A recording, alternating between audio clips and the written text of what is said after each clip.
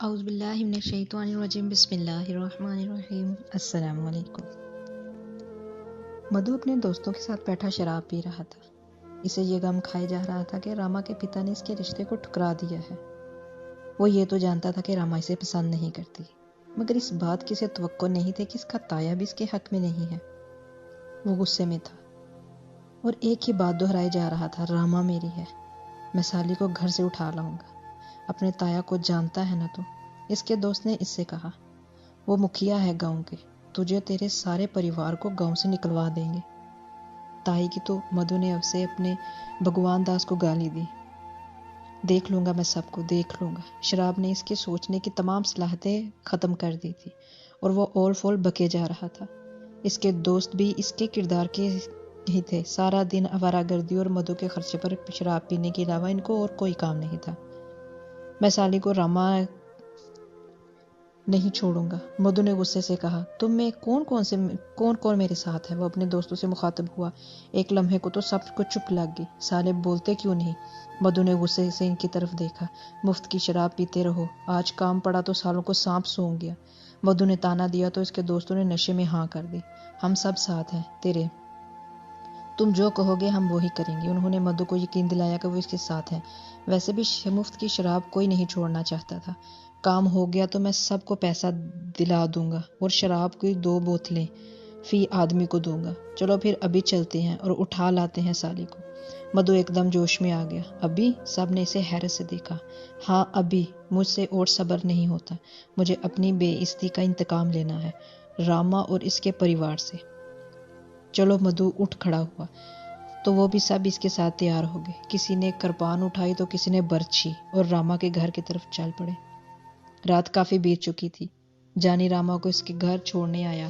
راما جیسے ہی دروازے کے قریب پہنچی، اس نے مڑ کر ایک بار جانی کو دیکھنا چاہا۔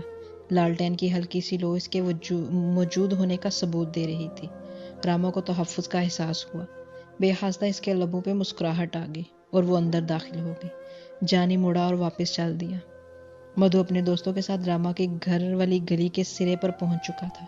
ابھی وہ اس کے گھر سے تھوڑا ہی دور تھا۔ اس نے کھیتوں کی طرف راستے سے ایک سائے کو راما کے گھر کی طرف آتے دیکھا۔ وہ سایہ راما کے دروازے پر پہنچ کر ایک لمحہ رکا۔ اس نے مڑ کر پھر اس راستے کی طرف دیکھا اور گھر میں داخل ہو گیا۔ مدھو اور اس کے ساتھی دم سادے یہ سب دیکھ رہے تھے۔ نشے میں ہونے کے باوجود مدھو کو پہچاننے میں دیر نہیں لگی کہ یہ راما ہے۔ مدھو آگے آنے کی بجائے اپنے دوستوں کو لے کر واپس حویلی چلا گیا۔ اس کے ذہن میں بس ایک ہی سوال گردش کر رہا تھا، راما اس وقت کہاں سے آئی ہے اور کیوں؟ جس کا اظہار اس نے اپنے دوستوں سے بھی کر دیا۔ کسی کے پاس کوئی ٹھوس جواب نہیں تھا۔ وہ سب اندازے ہی لگاتے تھے کہ وہ کہاں گئی ہوگی۔ مدھو اور اس کے دوستوں کے وہم و گمان میں نہیں تھا کہ وہ اس وقت جانی سے مل کر آ رہی ہے۔ مدھو نے شراب کی بوتل کھولی اور پینے بیٹھ گیا۔ تجسس سے اس کا دماغ معاف ہو رہا تھا۔ کل سے ایک آدمی رات کو راما کے گھر کی چوکیداری کرے گا، اس نے اپنے دوستوں سے کہا۔ پتہ تو لگے سالی جاتی کہاں ہے، کس سے ملنے تو نہیں جاتی۔ ایک آدمی نے حامی بھری کہ کل وہ راما کے گھر کی نگرانی کرے گا۔ مدھو نے ایک اور بوتل کا لالچ دیا اور کہا، اگر تو نے پتہ لگا لیا کہ وہ کہاں جاتی ہے تو پورے 3 روپے تجھے دان کر دوں گا اور ایک بوتل الگ سے دوں گا۔ اندھا کیا چاہے 2 آنکھیں، اس کے لیے اتنا انعام ہی کافی تھا۔ میں پتہ کر کے چھوڑوں گا مدھو، تو چنتا نہ کر، اس کے دوست نے جوش سے زیادہ لالچ سے کہا۔ اور پھر اگلی رات سے معمول ہو گیا، جیسے ہی رات ہوتی وہ 2 آنکھیں راما کے گھر کے طواف کرنا شروع کر دیتی۔ پورے 5 دن اس کے ہاتھ کچھ نہ آیا تو نگرانی کرنے والا اکتا گیا۔ اوپر سے روز مدھو بھی اسے تانے دیتا، آیا بڑا جاسوس، ابھی تک یہ پتہ نہیں کر سکا وہ کدھر جاتی ہے۔ بول رہا تھا میں پتہ کر کے دوں گا، تو چنتا نہ کر، سالے مفت کی شراب پینے آ جاتے ہیں، کام کا ایک بھی نہیں۔ مدھو ان کو جتنا بھی ذلیل کرتا مگر وہ مفت کی شراب ہاتھ سے جانے نہیں دینا چاہتے تھے، سو ایک کان سے سن کر دوسرے سے نکال دیتے۔ غیرت انا ان میں کسی اس چیز کا نام نہیں تھا۔ اگلی رات مدھو کا دوسرا دوست راما کے گھر کی نگرانی پر تھا۔ وہ نظریں دروازے پر لگائی ایک جگہ چپکا بیٹھا تھا۔ آج جمعرات تھی۔ رات کچھ ہی گزری ہوگی۔ نگرانی کرنے والوں کو شراب اور نیند نے تقریباً بے بس کر دیا تھا۔ بہت مشکل سے وہ آنکھیں پھاڑے بیٹھا تھا۔ عین ممکن کا کسی پل نیند کی یا ہوش میں چلا جاتا کہ راما کے گھر کا دروازہ کھلا اور آہستہ سے ایک سایہ سا باہر نکلا۔ اس سائے نے دھیرے سے دروازہ بند کیا اور کنویں کی طرف جانے والی راستے پر چل پڑا۔ جانی نے اندازے سے وقت کا تعین کیا، لالٹین جلائی اور ڈرے سے نکل پڑا۔ پہاڑ عبور کر کے مقررہ راستے پر چلتا ہوا وہ کنویں پر جا پہنچا۔ کچھ ہی دیر بعد راما بھی آ گئی۔ دونوں نے ایک ساتھ ایک دوسرے کا حال احوال پوچھا، کنویں کی منڈیر پر بیٹھ کے۔ ان کو خبر بھی نہیں تھی کہ آج وہ اکیلے نہیں ہیں۔ کچھ ہی دور کھیتوں سے دو آنکھیں ان کو دیکھ رہی ہیں۔ دونوں باتوں میں مگن ہو گئے۔ جانی راما جانی سے مخاطب ہوئی، کہیں دور چلتے ہیں یہاں سے، بھاگ چلتے ہیں۔ ایسا نہ ہو میرے پتا جی میرا رشتہ کر دیں کہیں، پھر مت بولنا۔ راما بے وفا نکلی۔ جانی کے سامنے ایک لمحے کو اس کے گھر والوں کے چہرے آئے۔ وہ سوچ رہا تھا اگر وہ راما کو لے کر کہیں بھاگ جائے تو اس کے گھر والوں کا کیا ہوگا۔ راما، میں تجھے کسی اور کا نہیں ہونے دوں گا، تو چنتا نہ کیا کر۔ جانی کی آواز میں یقین تھا، محبت تھی راما کے لیے۔ ویسے بھی جانی کہیں ہر بات اس کے لیے حرف و بآخر تھی۔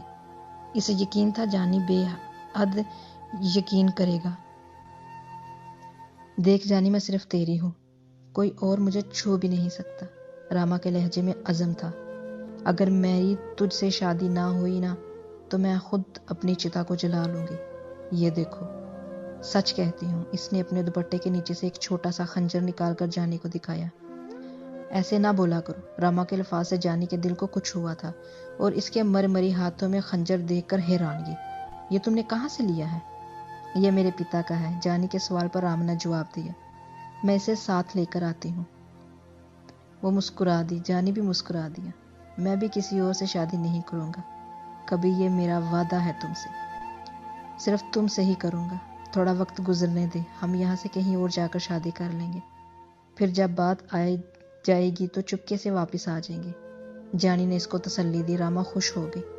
راما نے اپنے دوپٹے کے پلوں سے بندھے کچھ تحفے جانی اور اس کی چھوٹی بہن کے لیے دیے، جس میں چاندی کی 2 چوڑیاں بھی تھیں۔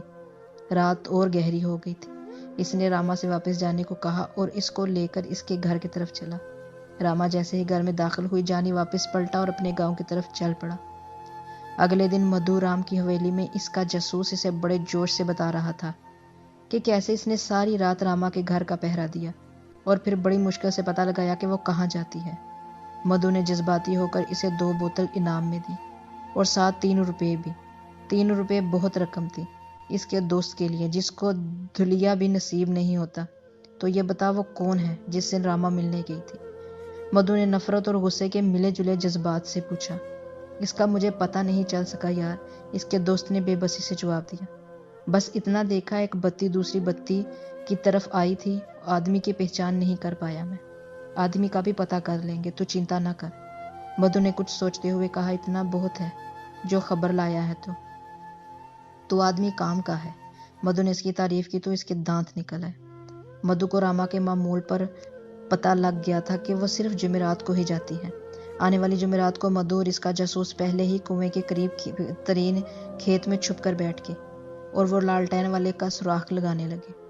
جانی اور راما اس بات سے بے خبر کہ کوئی ان کے اتنے قریب چھپا بیٹھا ہے کہ ان کی باتیں بھی سن سکتا ہے۔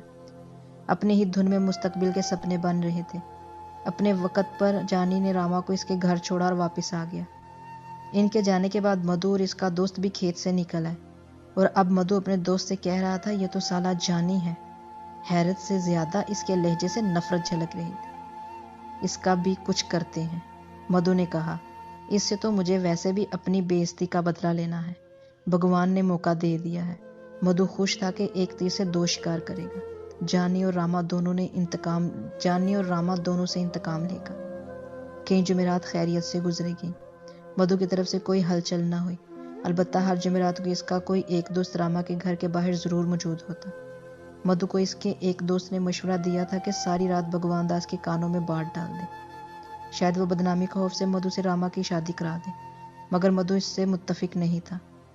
وہ جانتا تھا کہ اس کا تایا اس کو اچھا نہیں سمجھتا۔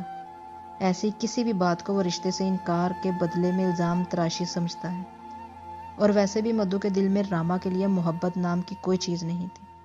وہ تو بس اسے حاصل کرنا چاہتا تھا، جس کا اس نے اب دوسرا طریقہ سوچ لیا تھا۔ 13 دسمبر 1945 آج جمعرات تھے اور جانی کو رات ہونے کا انتظار۔ وصال یار کی خوشی میں جلدی جلدی اس نے رات کا کھانا کھایا اور ڈیرے پر جا پہنچا۔ مدھو اور اس کے دوست مدھو رام کی حویلی میں بیٹھے شراب پی رہے تھے۔ انہوں نے منصوبہ بنا لیا تھا کہ آج رات جانی اور راما سے انتقام لیا جائے گا۔ ان کا ارادہ تھا کہ پہلے وہ راستے میں ہی جانی کا کام تمام کریں گے۔ اتنی دیر میں راما بھی اپنے محبوب سے ملنے کنویں پر پہنچ جائے گی، پھر اس سے نمٹ لیا جائے گا۔ جو کام وہ کرنے جا رہے تھے ان کا نشے میں ہونا اور ضروری ہو گیا تھا۔ آنے والی لمحات کا سوچ کر مدھو کے جسم میں سنسنی سی دوڑ رہی تھی۔ وہ چاہتا تھا رات جلدی سے جلدی گزرے۔ رات کے تقریباً 9 ساڑھے 9 کا وقت ہو گیا جب وہ حویلی سے نکلے۔ ایک نے برچھی اٹھائی، دوسرے نے کرپان، ایک کو کچھ اور نہ ملا تو اس نے لوہے کا 1-2 ہاتھ لمبا کیل نما سریا اٹھا لیا۔ مدھو کے پاس خنجر تھا۔ وہ چاروں پہلے ہی جا کر جانی کے آنے والے راستے کے دونوں طرف کھیتوں میں چھپ کر بیٹھ گئے۔ جانی ڈیرے پر آتے ہی کمرے میں پڑی چارپائی پر لیٹ گیا۔ اسے مقررہ وقت کا انتظار تھا۔ سردی عروج پر تھی۔ اس نے رضائی اپنے اوپر کھینچ لی۔ اس کی آنکھیں اس خواب میں کھلی تھی جس میں وہ خود کو دور دور تک بکھرے ٹیلوں کے بیچ خود کو تنہا گھومتا دیکھ رہا تھا اور پاگلوں کی طرح راما راما پکار رہا تھا۔ اس نے خود سے سوال کیا۔ اس کی دھڑکنیں ابھی بھی بے ترتیب تھی۔ یہ کیسا خواب تھا میرے اللہ عز و جل، خیر کرنا۔ اس نے دل ہی دل میں دعا کی۔ پھر اسے یاد آیا اس نے تو آج راما سے ملنے جانا تھا۔ وہ دوڑ کر باہر نکلا اور آسمان کی طرف دیکھا۔ اس کے اندازے کے مطابق وہ آج تھوڑا لیٹ تھا۔ خیر ہے، راما ابھی نہیں آئی ہوگی۔ وہ ذرا جلدی میں چلا، اس کے آنے سے پہلے پہنچ جاؤں گا، اس نے سوچا اور لالٹین جلائی، لاٹھی اٹھائی، چادر اوڑھ کر چل پڑا۔ رات بے حد سیاہ اور ٹھنڈی تھی۔ مدھو اور اس کے ساتھیوں کو کھیتوں میں بیٹھے کافی دیر ہو گئی تھی۔ لگتا آج نہیں آئے گا وہ، مدھو کے دوست نے سرگوشی کی۔ وہ سب چادروں میں لپٹے کھیتوں میں بیٹھے کھیت کا ہی ایک حصے میں لگ رہے تھے۔ 2 راستے کے ایک طرف بیٹھے تھے اور دوسرا دوسری طرف۔ وہ آئے گا، ضرور آئے گا، مدھو نے اپنے دوست سے کہا۔ اس کی موت اسے لے کر آئے گی آج۔ ان سب کی نظریں آنے والے راستے پر لگی ہوئی تھی۔ دور سے انہیں لالٹین کی ہلکی سی لو ہلتی نظر آئی۔ اس کے جسم میں سنسنی سی پھیل گئی اور آنے والے وقت کے لیے خود کو تیار کر لیا۔ جیسے جیسے لالٹین کی لو قریب آتی جا رہی تھی ان کے دل کی دھڑکنیں بڑھتی جا رہی تھی اور پھر لالٹین ان کے بالکل قریب پہنچ گئی۔ رات سیاہ تھی۔ لالٹین ایک ہولے کے ہاتھ میں تھی جو آہستہ آہستہ کچھ گنگناتا آ رہا تھا۔ کوئی پرانا گیت تھا، شاید الفاظ واضح نہیں تھے۔ جیسے ہی وہ لائن سے 2 قدم آگے نکلا، پیچھے سے اس پر قیامت ٹوٹ پڑی۔ مدھو کا ایک دوست اچانک اٹھا اور پیچھے سے اس پر چادر ڈال کر اسے قابو کیا۔ دوسرے نے وقت ضائع کیے بغیر برچھی اس کے پیٹ میں اتار دی۔ اس نے تڑپ کر خود کو چھڑانا چاہا۔ لالٹین اس کے ہاتھ سے دور جا گری اور بچھ گئی۔ اس سے پہلے کچھ وہ بولتا، کیل نما سریا اس کی پسلیوں میں پار پار ہو چکا تھا۔ سریا مارنے والے نے اسے نکالنے کی بھی زحمت نہیں کی۔ وہ بے سدھ ہو کر قابو کرنے والے کی باہوں میں جھول گیا۔ مدھو کے دل میں رقابت، حسد کا آتش فشاں ابھر رہا تھا۔ وہ کیوں پیچھے رہتا؟ اس نے نیچے پڑے اس پر خنجر کے 2-3 وار کیے اور نفرت بھرے لہجے میں بولا، مدھو سے ٹکراتا ہے۔ رات اندھیری تھی۔ انہیں کسی کے آنے یا دیکھ لینے کا کوئی ڈر نہیں تھا۔ انہوں نے اسے ایسے ہی چادر میں لپیٹے اٹھایا اور راستے سے دور اس گڑھے میں پھینک دیا جو وہ دن میں یہاں دیکھ چکے تھے۔ ایک نے اس کی لاٹھی اور لالٹین بھی اٹھائی اور اسی کے ساتھ گڑھے میں ڈال کر اوپر سے مٹی ڈال دی۔ مدھو کا آدھا انتقام پورا ہو چکا تھا۔ اس نے اپنے ساتھیوں کو ساتھ لیا اور کنویں کی طرف چل پڑا۔ راما جب کنویں پر پہنچی تو وہاں جانی کو غیر موجود پایا۔ آج سے پہلے ایسا کبھی نہیں ہوا تھا، وہ کنویں پر آئی ہو اور جانی موجود نہ ہو۔ جانی ہمیشہ راما سے پہلے پہنچ جاتا تھا۔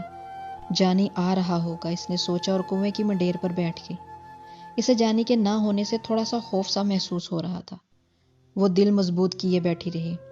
اسے بیٹھے کچھ ہی دیر ہوئی، وہ بار بار جانی کے آنے والے راستے کی طرف دیکھ رہی تھی، مگر رات اتنی سیاہ تھی کہ چند قدم آگے کچھ نہیں نظر آ رہا تھا۔ اسے اب فکر ہونے لگی تھی۔ وہ اسی طرف ہی دیکھ رہی تھی کہ اچانک اس کے عقب سے 4 سائے نمودار ہوئے۔ وہ آہٹ سن کر پلٹی مگر دیر ہو چکی تھی۔ وہ جیسے ہی پلٹی اسی کے سر پر پہنچنے والے ایک سائے نے اپنا بھاری ہاتھ اس کے منہ پر رکھ دیا۔ اس نے چیخ ماری جو اس کے منہ میں ہی گھٹ کر رہ گئی۔ مدھو اس کے سامنے آ کھڑا ہوا۔ مدھو کو دیکھ کر اس کی آنکھوں میں حیرت کے ساتھ نفرت بھی امنڈ آئی۔ اسے مدھو کے کردار کا پتہ تو تھا مگر وہ اس حد تک گر جائے گا اسے اندازہ نہیں تھا۔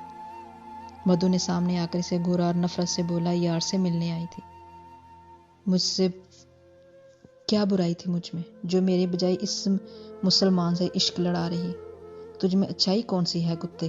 راما نے دل میں سوچ کر رہ گئی، اس کا منہ بند نہ ہوتا تو وہ مدھو سے یہ سب کہہ دیتی۔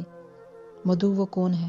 اس کے ایک دوست نے ایک طرف اشارہ کیا، دور کوئی ہلکی سی روشنی اس کی طرف آ رہی تھی۔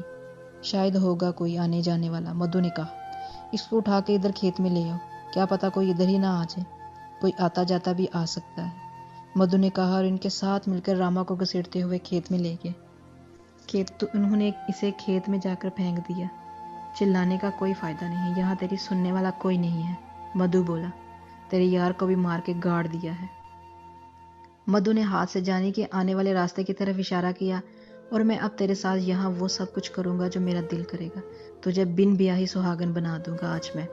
شراب کا نشہ مدھو کے سر چڑھ کر بولنے لگا، تو نے جانی کو مار دیا؟ راما کو یقین نہیں ہو رہا تھا، اسے لگا شاید مدھو اسے ڈرا رہا ہے، یہ اس کے دل کی سوچ تھی۔ اگر مدھو جھوٹ بول رہا ہو تو جانی ابھی تک آیا کیوں نہیں؟ دماغ جھٹ فتویٰ جاری کر دیا، جانی کے سوا کوئی مجھے چھو بھی نہیں سکتا، میں تیری جان لے لوں گی۔ راما کا دل چاہا کہ وہ چیخ چیخ کر روئے، تو نے میرے جانی کو مار دیا، راما نے جانی سے کہا، خنجر نکالا اور زخمی شیرنی کی طرح مدھو کی طرف بڑھی۔ اس سے پہلے وہ مدھو تک پہنچتی، راما کے دوست نے برچھی آگے کر دی۔ اس نے صرف ڈرانے کے لیے برچھی آگے کی تھی، مگر راما اتنی وحشت سے آئی تھی کہ برچھی اس کے پیٹ میں پیوست ہو گئی۔ راما نے ایک نظر برچھی کی طرف دیکھا اور دوسری نظر مدھو کی طرف، وہ ہلکا سا مسکرائی اور وہ ڈھیر ہو گئی۔ یہ تو نے کیا کیا؟ مدھو نے اپنے دوست کو کھا جانے والے نظروں سے دیکھا اور ایک نظر راما پہ ڈالی جو اسے ہی دیکھ رہی تھی، اور اس کی نظروں میں مدھو کے لیے دنیا بھر کی نفرت تھی۔ مدھو نے اپنے دوست کا سالوں سارا مزہ خراب کر دیا، سب چوپٹ کر دیا۔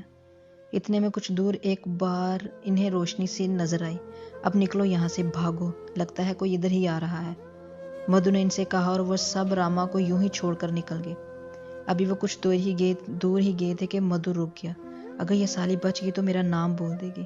اسے جیسے اچانک ہی اپنے پکڑے جانے کا خیال آیا، تم ادھر رکو میں آتا ہوں۔ اس نے خنجر ہاتھ میں لیا اور واپس پلٹ گیا۔ وہ جب اس کھیت کے قریب پہنچا تو روشنی مزید قریب آ رہی تھی اور کسی انسان کا ہولا سا تھا۔ اس نے ارادہ ترک کیا اور واپس پلٹ گیا۔ راما کے خون سے اس کی آس پاس کی جگہ تر ہو گئی تھی، اسے بے حد طاقت طاری ہوئی، آنکھیں بند ہوئی جا رہی تھی، مگر اسے لگ رہا تھا کہ وہ بچ نہیں پائے گی، مگر اسے اپنے مرنے کا غم نہیں تھا، جانی کے مرنے کا غم اس کا دل چیر رہا تھا۔ اچھا ہے میں بھی جانی کے پاس چلی جاؤں گی، وہاں ہمیں ملنے سے کوئی نہیں روک سکے گا، نہ مدھو نہ مذہب، میں مسلمانوں کے خدا سے کہہ دوں گی کہ میں تم پر یقین کرتی ہوں۔ اس نے مسکرانے کی کوشش کی تو درد کی ایک لہر اس کے جسم میں دوڑ گئی۔ تجھے محسوس کیا تھا میں نے، مگر تیرے بندوں نے موقع نہیں دیا، ورنہ میں اور جانی ایک ہی ہوتے۔ جانی کا خیال آیا تو اس کی آنکھوں سے ایک آنسو نکل کے اس کے گالوں سے پھسلتا خاموشی سے مٹی میں جذب ہو گیا۔ روشنی اب کنویں پر آ رکی تھی۔ جانی، اس نے سوچا، جانی کیسے ہو سکتا ہے، جانی تو مر چکا ہے۔ ایک اور آنسو گال پر پھسلا، دور کہیں سے کسی گدڑ کے رونے کی آواز آ رہی تھی، آواز میں بھیانک سا ایک درد تھا۔ کوئی ہے، اس نے بولنا چاہا، مگر نقاہت اب اتنی ہو چکی تھی کہ بولنا تو درکار، نظر بھی دھندلا چکی تھی۔ اس نے آنکھیں پھاڑ کر دیکھنے کی کوشش کی، مگر بامشکل اتنا ہی دیکھ پائی کہ روشنی سی ہی ہے کنویں پہ۔ تھک ہار کے اس نے آنکھیں موند لی۔ کچھ دیر بعد اس نے بامشکل آنکھیں کھول کر پھر کنویں کی طرف دیکھا۔ ادھ کھلی آنکھوں سے اس نے دیکھا کہ روشنی بس دستور موجود تھی۔ وہ یک ٹیک اسے دیکھتی رہی، ایک انسان کی بے بسی کی انتہا